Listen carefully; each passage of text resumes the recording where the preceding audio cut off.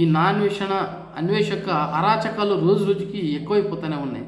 ఎందుకంటే హిందువుల పైన అండ్ ఈ దేశం పైన ఎస్పెషల్లీ బీజేపీ పైన తనకున్న అక్కసును అన్ని వేదికలపైన కూడా వ్యక్తపరుస్తున్నాడు. అంతేకాకుండా హిందూ సనాతన ధర్మాన్ని ఎవరైనా పొగుడుతూ మాట్లాడితే వాళ్ళపైన బూతులతో రెచ్చిపోయే ఒక సంస్కృతి అనేది ఈ అన్వేష్ గాడికి ఉంది.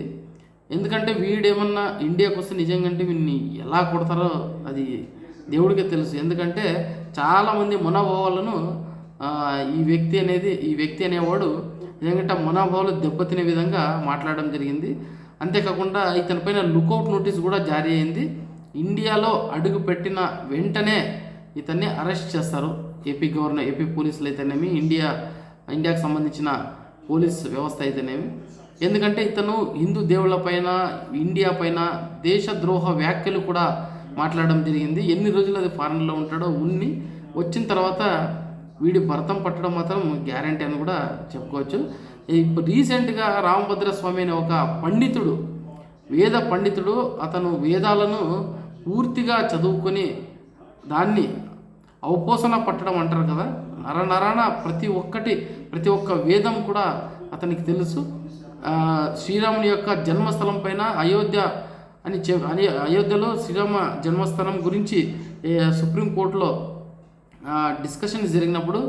ఆర్గ్యుమెంట్ జరిగినప్పుడు అక్కడ పోయి తన వాదనను బలంగా వినిపించడం జరిగింది. నిజంగా ఆయనకున్న నాలెడ్జ్కి నిజంగా సుప్రీంకోర్టు జడ్జిలే ఆశ్చర్యపోయారని కూడా చెప్పుకోవచ్చు.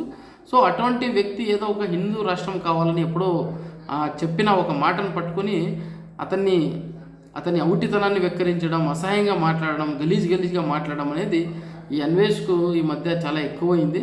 మా ఇండియన్స్ సబ్స్క్రైబర్స్తో నువ్వు ఎదిగి ఇప్పుడు ఇండియాని దూషిస్తూ ఉన్నావు, హిందూ సమాజాన్ని దూషిస్తూ ఉన్నావు, నీకు ఏది పడితే అది మాట్లాడుతూ ఉన్నావు. చూస్తూ ఉన్నారు, అన్నీ కూడా చూస్తూ ఉన్నారు, ప్రజలు చూస్తూ ఉన్నారు, గవర్నమెంట్ కూడా చూస్తూ ఉంది. ఎప్పుడు దొరికినప్పుడు నీకు కరెక్ట్గా భరతం పడతారు నీకు డెఫినెట్గా. అదైతే నేను చెప్పగలను.